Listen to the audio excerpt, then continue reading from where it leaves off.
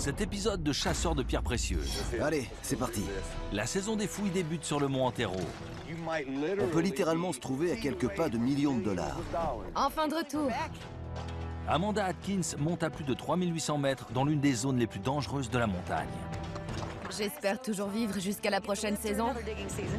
Travis, passe devant, t'es plus rapide. Cet orage est dangereux, fonce. À 100 km de là, à Lake George, J'ai entendu des coups de feu, mais c'est pas la saison de la chasse. Ridge Frettard s'inquiète d'entendre des coups de feu, On sait pas de quoi les gens sont capables. pendant que les Doris, qui ont trouvé l'équivalent d'1 million de dollars en gemmes l'année dernière, Une croix pour repérer l'endroit. espèrent un nouveau jackpot. Celle-ci est incroyable. Et nous rejoindrons Dwayne Hall sur le mont White. Quand on prospecte, c'est qu'on cherche. Nous, on a trouvé. Après 9 heures de marche, il trouve enfin un bon filon. J'y crois pas. Oh la vache! Voici les chasseurs de pierres précieuses. Regarde, regarde! C'est une gemme. Ils cherchent à faire fortune. Ouais! Mais cette chasse aux minéraux est semée d'embûches. Les tempêtes, les éboulements, sans oublier les voleurs, en font une quête dangereuse. Tous aux abris! Ce sont des traqueurs de l'extrême dont la profession est prospecteur. Pour moi, ça vaut 250 000 $. Oh la vache! Au cœur des Rocheuses du Colorado, à plus de 4000 mètres d'altitude, l'hiver règne en maître pendant 9 mois. L'hiver, toute cette zone est complètement gelée. L'hiver est arrivé de bonne heure, et en plus, il a été rude. Il a beaucoup neigé et gelé. Le froid et la neige empêchent les prospecteurs de se rendre sur le mont Antero, qui abrite un immense champ de pierres précieuses. On doit attendre 9 mois pendant lesquels on ne pense qu'à ça. Avec le début de l'été, vient le dégel. Nous, les mineurs, on est dans les starting blocks. Le compte à rebours est alors lancé pour ceux qui osent braver la montagne dans l'espoir d'y trouver des gemmes. Les routes sont réouvertes. Le départ est donné. Il est temps de grimper et de commencer la saison. Amanda Atkins, une prospectrice chevronnée, est l'une des premières sur place. Elle vient remettre le grappin sur son site de fouille. Aujourd'hui, je suis de retour sur le mont Antero. Je suis très contente de me remettre au travail. Ce métier, c'est ma vocation. Amanda est une femme forte. Pas mal. C'est l'une des meilleures prospectrices du Colorado. Enfin de retour. Elle se débrouille mieux que la plupart des hommes. Cette année, j'ai un nouveau partenaire de prospection, Travis Anderson. Les partenaires ne restent jamais bien longtemps. Quand ils se sont fait braquer une fois à l'arme à feu, ça suffit à les refroidir. Travis connaît déjà bien le mont Antero, qu'il a arpenté avec son camarade Steve Brancato. La saison dernière, Steve a demandé à Travis de déplacer un bloc de roche. Ouais, allez! Mais celui-ci a écrasé la poche de Travis qui regorgeait de trésors. Oh la vache. J'avais trouvé une super poche. Et toi, tu largues un énorme bloc de roche dessus. T'as merdé, mec. Écoute, maintenant tu dégages de mon site et tu t'avises pas de revenir. Cette mésaventure a mis un terme à leur collaboration. Avec Travis, on a passé l'éponge. Maintenant, il travaille avec Amanda et c'est très bien. Si on est dans les temps pour installer le campement, on va pouvoir commencer les fouilles aujourd'hui. Je la sens bien cette année. J'ai rien contre lui, mais c'est quand même beaucoup plus agréable de regarder Amanda que Steve Brancato. Dans la petite ville de Salida, un prospecteur vient vendre le reste de son stock de l'année dernière pour financer sa nouvelle saison. C'est le doyen de la montagne, Dwayne Hall. C'est ma 15e année. Je m'en sortais vraiment pas avec leur paillage. Alors j'ai décidé de tenter ma chance ici. Quand je trouve une aigue marine, j'ai la fièvre de l'or multipliée par 20. Pour moi, Dwayne est un artiste fou. On le prend souvent pour un plouc du Kentucky, sûrement parce que c'est vrai. Salut Marc. Salut les gars. La chance vous a souri? Ouais, on a quelques petits trucs à te montrer, regarde. Ça fait combien de carats? C'est tout? Où est le reste? Dans la montagne. L'année dernière, Dwayne a récolté l'équivalent de 25 000 $ en aigues marines. Et il compte faire encore mieux cette année. On va y retourner pour remplir nos sacs. Mais il a un autre objectif personnel. Former son partenaire, Justin Morrison. Je vais pas pouvoir continuer plus d'1 an ou 2. J'apprends le métier à Justin pour qu'il puisse former mon petit-fils et perpétuer cet héritage. Je vous les prends pour 500 $. Ça fait 10 le carat. Ok. La pierre précieuse du Colorado, c'est l'Egmarine. C'est ça le vrai trophée. Et c'est avec ça qu'on fait du chiffre. Je vous attends. 500 $, ce n'est pas négligeable. Mais c'est bien peu comparé à la valeur des trouvailles de la famille Doris. C'est impossible. L'année dernière, les Doris ont trouvé d'immenses poches d'amazonite et de quartz fumé qui pourraient leur rapporter plus d'1 million de dollars. C'est sans doute l'une des meilleures poches d'amazonite jamais découvertes dans le monde. Ces précieux minéraux sont très prisés par les musées et les collectionneurs. Mais avant de pouvoir vendre ces pierres, il faut les travailler de façon minutieuse. Je viens d'assembler une belle pierre. Une très belle pierre. Après avoir passé 9 mois à travailler leur immense stock d'amazonite et de quartz fumé, Tim Doris continue à préparer les meilleures pièces de l'année dernière pour la vente. Oh, ça marche bien ça. Ils l'ont appelé l'Icon Pocket. Je viens de faire un combo quartz fumé amazonite. En gros, on recolle les morceaux. La poche date d'il y a environ 1 milliard d'années et elle a fini par s'effondrer. Quand on recolle les morceaux, c'est exactement ce qu'on fait avec la poterie de l'Antiquité grecque ou chinoise.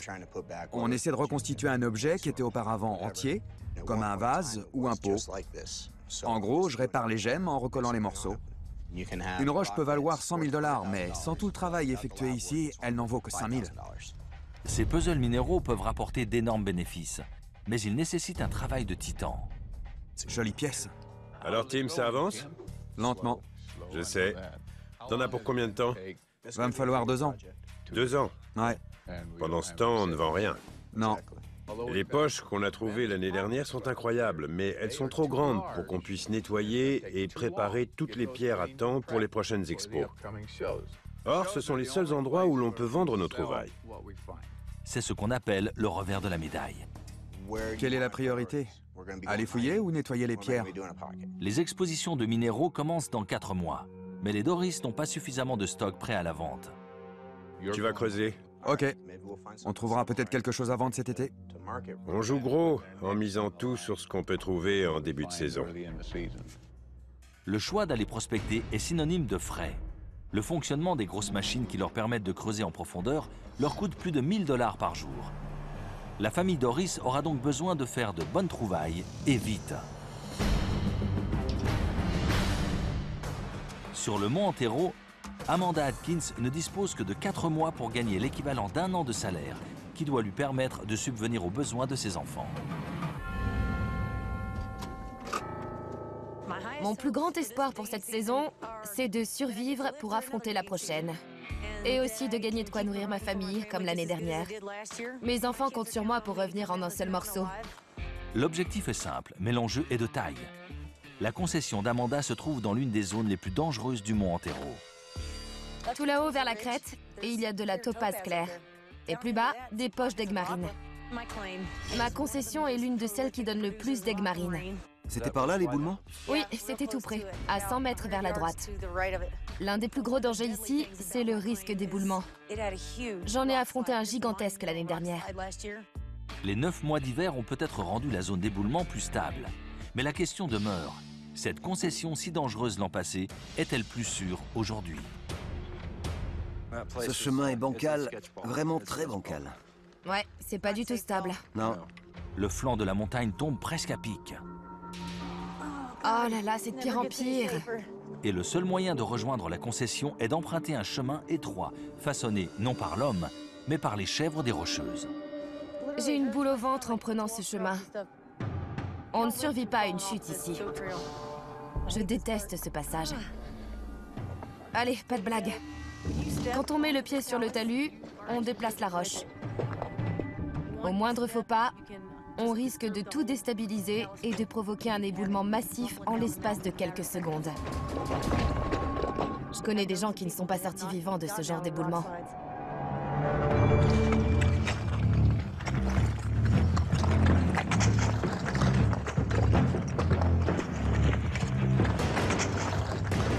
Un rocher! Un rocher! Sur le mont Antero, dans le Colorado, chaque dollar se mérite. Ici, les éboulements sont monnaie courante.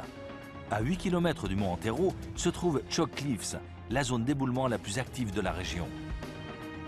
l'Institut d'études géologiques américain reçoit les données enregistrées par les instruments installés dans cette zone toutes les 5 minutes. Oh là là. Oh. Ça devient critique là. Pour pouvoir aller creuser, Amanda et Travis doivent emprunter un chemin sinueux fait de blocs de roches menaçant de s'effondrer à tout instant.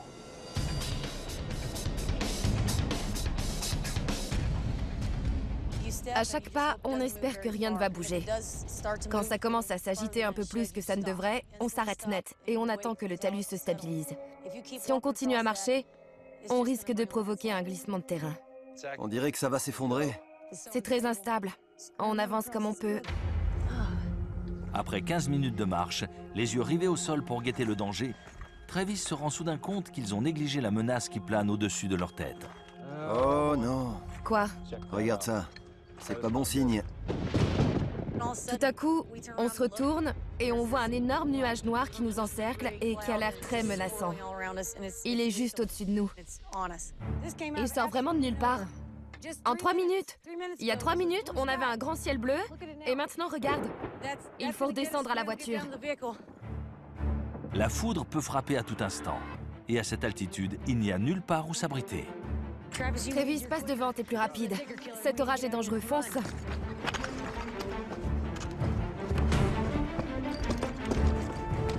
La foudre a déjà tué beaucoup de gens. C'est très dangereux. J'ai vu des gens se faire frapper par la foudre. En une seconde, ils étaient à terre. En voyant ce nuage et en entendant le tonnerre, j'ai laissé tomber.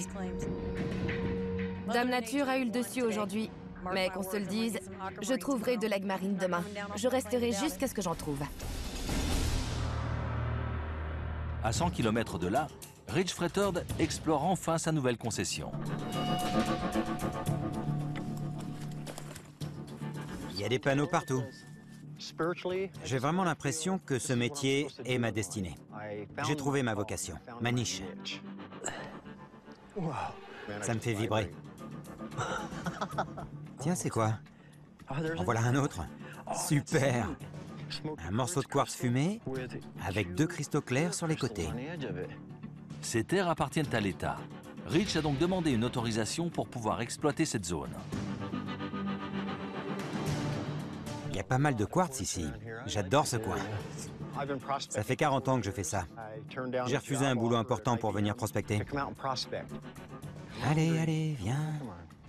Rich et moi, on est amis. J'ai beaucoup de respect pour lui parce que c'est un mineur hors pair. Un indice de plus. L'année dernière a été la meilleure de ma carrière. J'ai gagné plus de 50 000 $. Ma plus belle pierre, regardez, a été le cube de fluorite, estimé à 4 500 $. C'est bon ça. Cette année, je cherche quelque chose d'exceptionnel.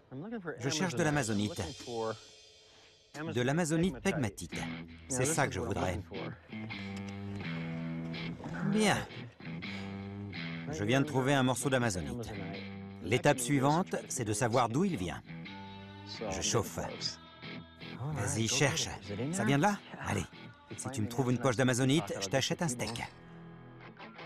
À 6 km de là, la famille Doris entame sa première journée. Les niveaux d'huile et d'antigel ont été vérifiés.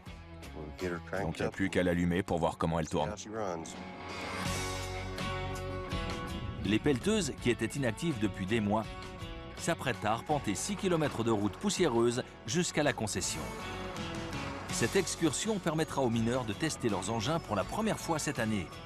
Tout repose sur ces machines. On marche dans les pas de nos prédécesseurs, sauf que notre méthode est un peu différente. Ils utilisaient des pelles et des pioches, nous des gros engins qui nous permettent de creuser encore plus profondément. Tous les étés, il faut que ça rapporte.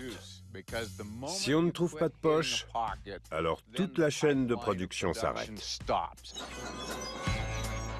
Mais soudain, à moins d'1 kilomètre de la concession, l'énorme pelleteuse s'arrête net. Je me suis dit qu'il y avait un problème au niveau de la chenille.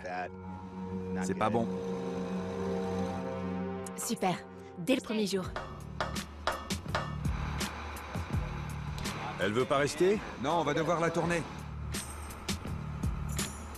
Si s'ils n'arrivent pas à réparer la chenille de la pelleteuse, la saison des Doris prendra fin avant même d'avoir commencé.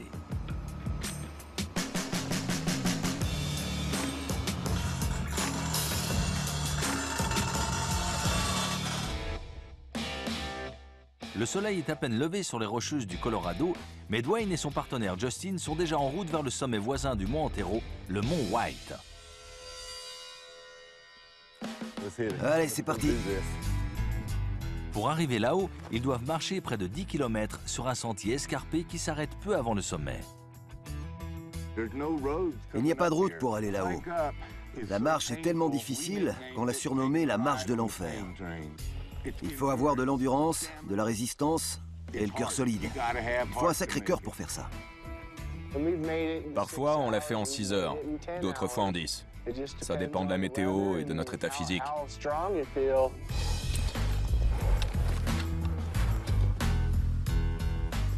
Là, on attaque la partie la plus difficile et la plus dangereuse. Au bout de 5 km, le chemin débouche sur une chute d'eau de 12 mètres.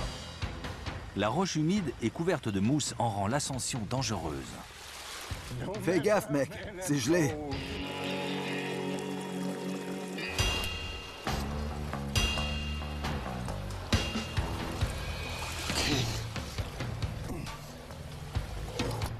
Bon. Jusque-là, tout s'est bien passé. Je m'arrête 2 minutes. Je sens que l'air me manque. J'ai l'impression d'avoir 55 ans. Si c'est bien le cas, je le sens là. Même si Dwayne a déjà parcouru ce chemin à de nombreuses reprises, l'altitude est toujours difficile à gérer. À 3600 mètres, chaque bouffée d'air contient 40% de molécules d'oxygène en moins. Le rythme de notre respiration est donc plus élevé qu'à une altitude zéro. On y est presque, Dwayne. C'est long, hein? Je suis trop vieux pour ces bêtises, je le sens.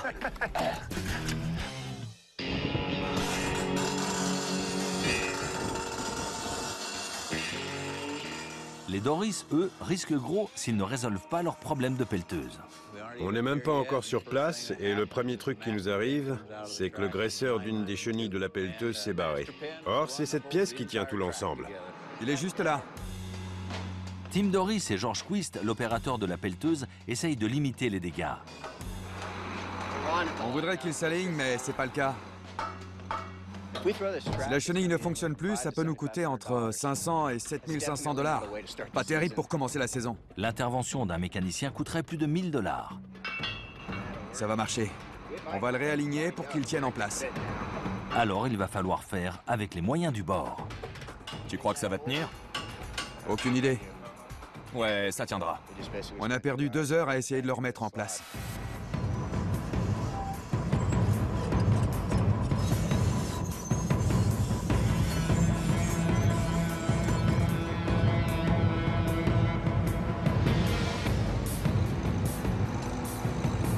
La chenille, ça va? Ouais.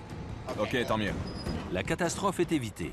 Ils peuvent commencer à déterrer le site de fouilles de l'année dernière qu'ils avaient recouvert pour des raisons de sécurité.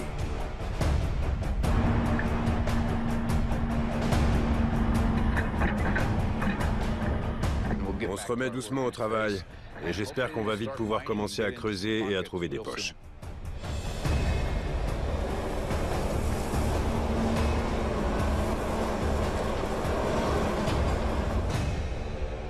À 100 km de là, sur le mont White.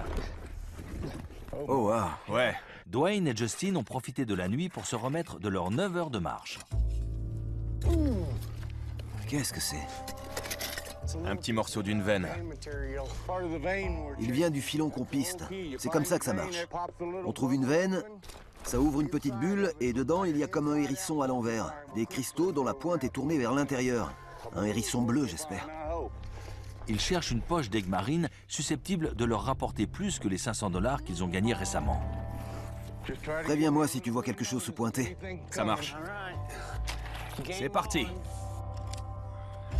Chaque bloc déplacé risque de provoquer un éboulement. Or, ils travaillent, On dirait que ça va se casser. sous 10 tonnes de roches. C'est juste au-dessus de nous. Prends ma place que je regarde ça.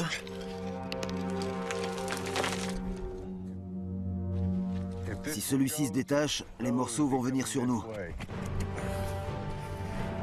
Pas encore. Je pense que c'est bon.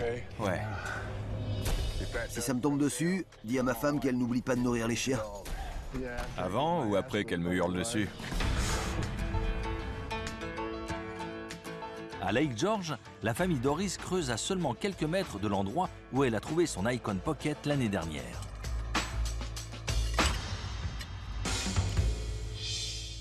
L'année dernière, on a terminé par une zone très intéressante. Peut-être qu'on va y trouver une autre belle poche cette année.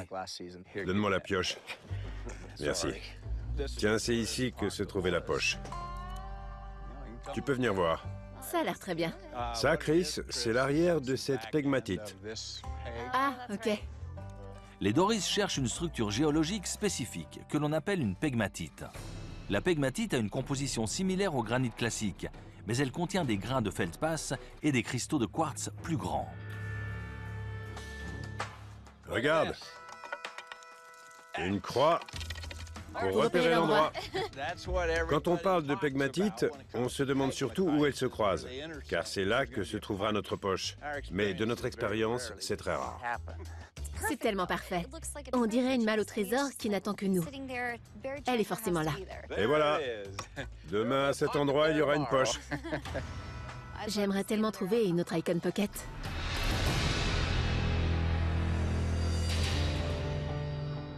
Pour survivre au danger du mont Antero, une bonne dose de chance est nécessaire. C'est une bonne idée d'y aller par en dessous. Eh ouais. Mais sur la concession d'Amanda, il ne faut pas compter que sur la chance pour survivre. C'est pourquoi Travis s'emploie à préparer le terrain.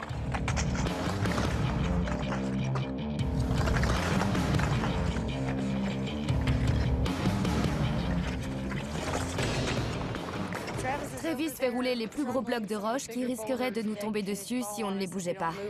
Et il fait de la prévention.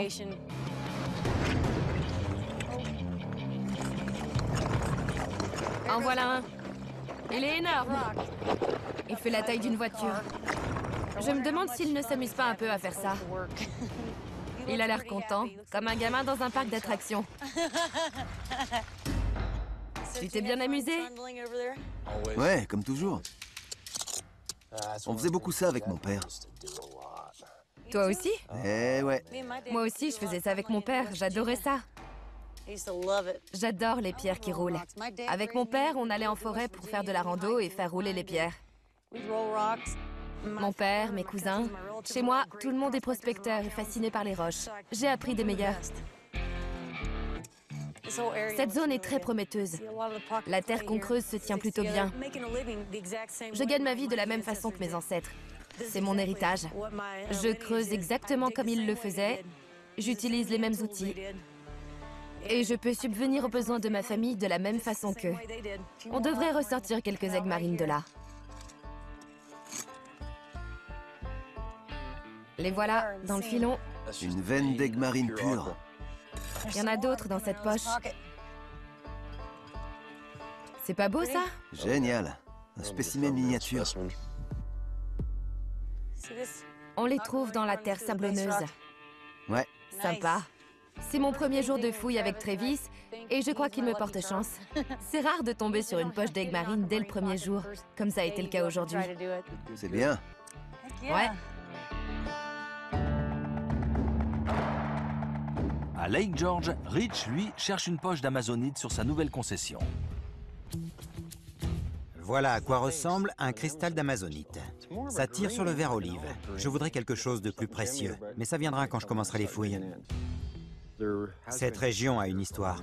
Ça fait longtemps que les gens viennent chercher de l'amazonite et du quartz fumé ici. Et de l'or.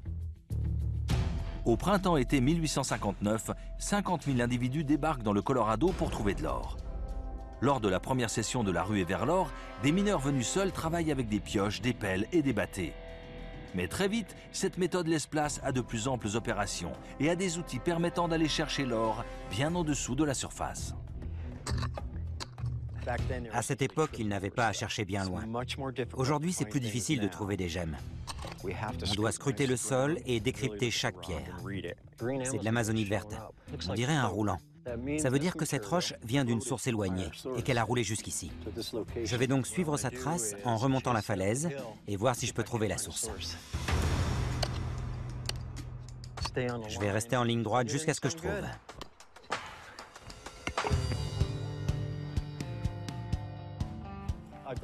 Je pense que je suis sur un filon d'amazonite de 60 mètres minimum. Ça peut me prendre 1 heure, comme ça peut me prendre 1 semaine, ou 1 mois.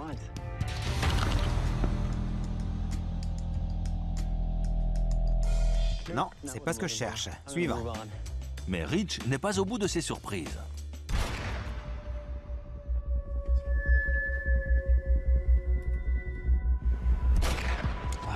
J'ai entendu des coups de feu, mais c'est pas la saison de la chasse. C'était très proche.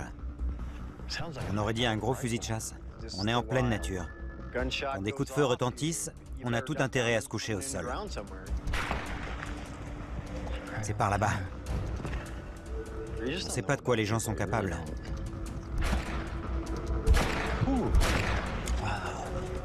C'est vraiment tout près. Décidément, ce n'est pas un bon jour pour Rich. À moins de 2 km de là, les Doris espèrent dénicher une nouvelle poche juste à côté de leur Icon Pocket, dans laquelle ils avaient trouvé d'énormes blocs d'amazonite et de quartz fumé mélangés, d'une qualité exceptionnelle. Vous avez vu cette couleur? C'est beau. C'est vrai. C'est très joli. C'est leur 2e jour de fouille et jusque-là, c'est plutôt décevant. Il faut qu'il soit assez gros. C'est un cabochon. Un joli cabochon. Au programme, quelques morceaux d'amazonite sans grande valeur. On a trouvé quelques morceaux, de quoi payer l'essence, pas plus. Leur coût d'exploitation s'élève à 1 000 $ par jour. Certains en font des pendentifs, des bijoux, des trucs comme ça. C'est trop de travail. C'est ça le problème. Ça demande trop de travail. Essayons par là. Tout laisse à penser que les Doris devraient continuer leur fouille vers la gauche, où se trouve une belle pegmatite sous un énorme bloc de roche. Qu'est-ce qu'on fait? Il faut déplacer le bloc. Ok. Si la machine en est capable, George aussi. Ce bloc de roche constitue un obstacle et le retirer n'est pas sans risque. George doit manœuvrer avec une précision chirurgicale afin d'éviter que le bloc n'écrase la poche en tombant. On peut dire que notre sort est entre les mains de George. C'est son truc.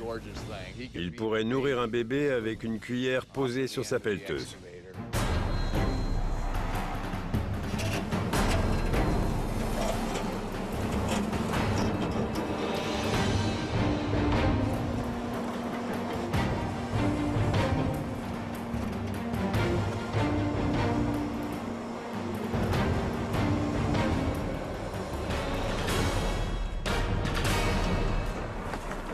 Sans cet énorme bloc de roche, la voie est libre pour commencer à creuser. Mais cela en vaut-il vraiment la peine?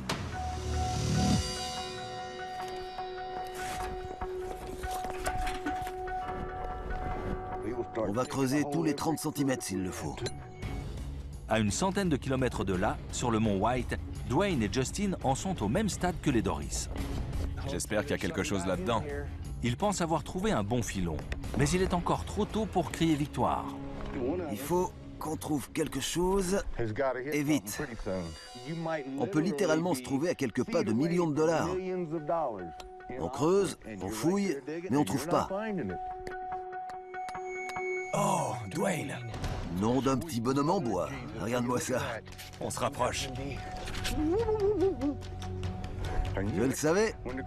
Quand les cristaux commencent à ressembler à ça, c'est que toutes les conditions sont réunies pour qu'il y ait une poche. C'est à cet instant précis qu'on passe de prospecteur à mineur. Quand on prospecte, c'est qu'on cherche. Nous, c'est bon, on cherche plus. On a trouvé, et maintenant, on est des mineurs. Allez, on a trouvé un gros caillou. Vu qu'on doit marcher longtemps et rester assis sous ces énormes rochers menaçants, l'idéal serait de rapporter quelques aigues marines pour récompenser nos efforts. Sur le mont Antero, Amanda et Travis viennent de trouver leur première poche d'aigues marines de la saison. Il y en a d'autres dans cette poche. Génial. Mais après l'euphorie provoquée par cette première trouvaille, c'est l'inquiétude qui prend le pas, suscitée par les énormes blocs de roches instables au-dessus de leur tête. Ça bouge? Ouais, C'est risqué. je vais jeter un œil. Ok. J'ai le chic pour dénicher des coins hyper dangereux. On ne sait pas ce qui maintient ces blocs de roche en place. Une simple pression au mauvais endroit, ou le fait de déplacer un bloc qu'il ne fallait pas bouger, et vous avez plusieurs milliers de kilos de roche qui vous tombent dessus. J'espère que cette zone ne va pas s'avérer dangereuse au point d'effrayer mon énième partenaire de prospection. Ça risque de nous tomber dessus. Il faut faire quelque chose. Il faut partir le plus vite possible. J'aime pas voir Amanda creuser dans une zone aussi dangereuse. Ça me plaît vraiment pas. C'est le champ de pierres précieuses le plus dangereux au monde. Le prochain qui va partir, c'est celui-là. Ouais, Et ça va créer un vrai piège. ouais, c'est dangereux. Si ça bouge ici, celui-là va tomber et entraîner celui-là. Et tout risque de s'effondrer. C'est un pari très risqué. Ouais, Ça fait beaucoup de blocs instables, qui pourraient vite nous ensevelir. est-ce qu'on veut prendre ce risque aujourd'hui? Non. Non, je ne pense pas non plus. Avec la quantité de roches au-dessus de nous, sur cette falaise, on pourrait facilement remplir plusieurs terrains de foot. C'est pas bon, il faut arrêter de creuser ici aujourd'hui, et ne pas y revenir. Bien que la poche soit encore loin d'avoir révélé tous ses secrets, ces pierres seront les dernières qu'Amanda en sortira. C'est une très belle gemme colorée. Ce bleu profond, c'est très précieux. Une belle poche pleine d'aigues marines nous tend les bras, mais la zone est trop dangereuse. On risque de se faire tuer. Cette nouvelle collaboration avec Amanda est prometteuse. On travaille bien ensemble, on est efficace et on trouve plein de pierres. Je te suis. Ok, j'ai hâte de savoir où ça va nous mener. La journée a été très productive. Je dirais qu'on a gagné entre 800 et 1000 $. Une très bonne récolte d'aigues marines. À Lake George, les Doris espèrent que ces quelques jours passés à déplacer du sable et de la roche pour accéder à une nouvelle zone vont porter leurs fruits. C'est pas si atroce. Quoi, c'est atroce? C'est pas si atroce. Ah, d'accord. Tiens-moi ça. Ok. On voit une poche émerger par ici. Et là, on voit tout le contenu de la poche, qui me paraît assez prometteur. La joie que l'on éprouve en ouvrant une malle au trésor et en découvrant son contenu pour la première fois, c'est une sensation unique. Pas mal. Vous avez quelque chose? Ouais, viens voir. Regarde. C'est pas mal. Une jolie pièce. Cette pierre vaut potentiellement 500 $. Pas sûr qu'on arrive à 1000 $, mais c'est possible. Tim vous dira que oui. Première poche de l'année. Eh oui, poche numéro 1. Regarde-moi cette couleur. C'est très beau. C'est de la bombe. Alors que les amazonites de la poche précédente étaient cassées, celles-ci sont parfaitement formées et associées à des quartz fumés. Ça fait grimper sa valeur en flèche et ça en fait un spécimen beaucoup plus prisé. Celui-ci est vraiment sympa. Ouais. Un joli quartz fumé. Hein, papa? C'est une jolie pièce. Une vraie petite merveille. Vous voyez, elle est superbe. Une magnifique couleur amazonite, un petit peu fumée. Cette nouvelle poche n'est certes pas aussi grande que l'Icon Pocket de l'année dernière. Regardez-moi ça. Arrête, papa. T'en enlèves trop. Elles tombent toutes. Waouh, regardez ce petit bijou. Ça s'annonce bien. Ouais, c'est clair. Mais les pierres sont d'excellente qualité. Pile ce qu'il fallait aux Doris pour vendre vite et bien. 500, voire 1000 $ pour une pièce de cette poche, ça va nous aider à continuer les fouilles. C'est exactement ce dont on avait besoin en ce début de saison. On continue à creuser, tranquillement. À 100 km de là, sur le mont White, Un fumé. Dwayne, du haut de ses 15 ans d'expérience en prospection, est sur la trace d'une poche d'aigues marines. Je les sens d'ici. Il sent bon ce sable, hein? Un peu, mon neveu. On va devoir bouger un paquet de roches. Quand on y sera enfin, on trouvera soit des milliers de dollars, soit rien du tout. J'espère que ce sera pas rien. Il faut qu'on se débarrasse de ce bloc. Je suis d'accord, je m'en occupe.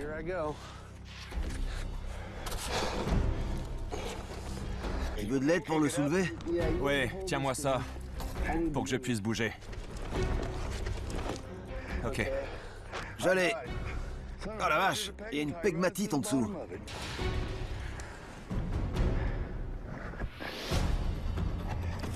Continue, c'est pas lourd du tout. Si tu ralentis, c'est fini, hein? Ça y est. Après tous leurs efforts, la montagne livre enfin ses trésors. Me dis pas que... Relâche 2 secondes. Qu'est-ce que c'est? Une poche d'aigle marine était cachée sous l'énorme bloc de 130 kilos. C'est le jackpot! Oh, bon sang!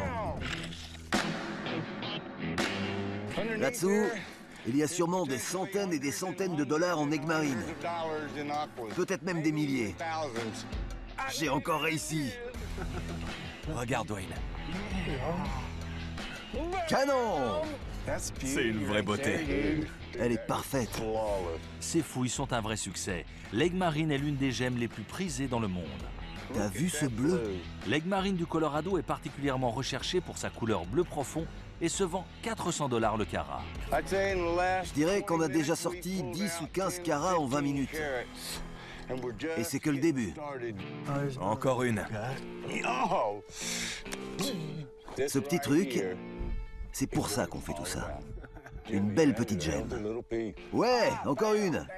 Elles sont juste là, juste en dessous. Et voilà, regarde, c'en est une aussi. Encore une? Même un daltonien pourrait voir ce bleu. Ouais. Certaines pierres qu'on trouve sont tellement bleues et transparentes que je peux voir Dwayne à travers. Je te l'avais dit, je te l'avais promis. Avec un énorme sourire aux lèvres. C'est un moment fantastique.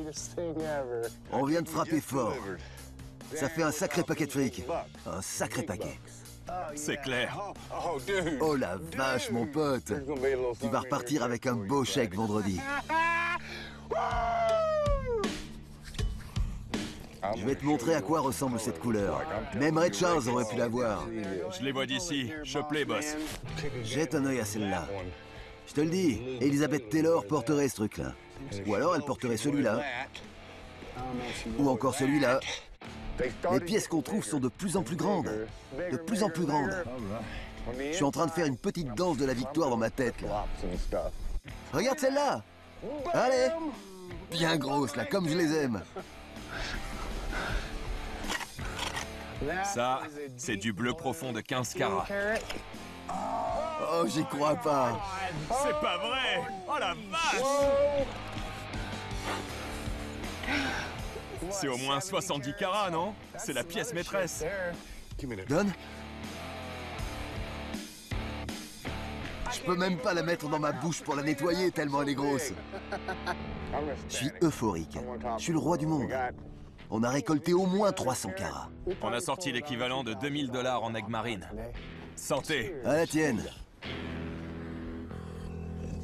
Et à la tienne, montagne. Je saurais pas comment faire sans toi. Ah, c'est gentil. À Lake George, la concession des Doris leur fournit exactement ce dont ils ont besoin. Ça se présente bien. Un quartz fumé, là. Ils ont trouvé de l'amazonite et du quartz fumé d'une qualité exceptionnelle. Joli. Avec une belle pointe. Ouais, regarde. C'est magnifique. Grâce à leur petite taille, ces pierres se vendront facilement. Ça va être une super pièce. Et le trophée du jour va bientôt se révéler à eux. Viens voir, Joe. C'est magnifique. Celle-ci est incroyable. On vient de trouver un spécimen magnifique. Sans doute le plus beau de toute la poche. C'est une superbe amazonite avec une belle couleur. Il y a aussi un joli quartz fumé noir tout en longueur. La finition est impeccable. Une pièce comme celle-ci se vend entre 5 000 et 7 500 $. C'est exactement ce que cherchent les collectionneurs. Regarde. C'est un sacré quartz. Les petites poches comme celle-ci contiennent souvent les meilleurs spécimens. En termes de qualité, on ne peut pas faire mieux. Ça nous assure un excellent début de saison. Presque tous les prospecteurs ont commencé cette nouvelle saison sur les chapeaux de roue. Seul Rich a fait chou blanc. Je vais continuer à creuser jusqu'à ce que je trouve ce que je veux. Amanda a sorti l'équivalent de 1000 $ en Eggmarine. J'y crois pas. Oh la vache! Et Dwayne pense avoir trouvé l'équivalent de 2000 $. Quant aux Doris, ils estiment avoir récolté environ 20 000 $ en amazonite et en quartz fumé. Celle-ci est incroyable. La saison ne fait que commencer.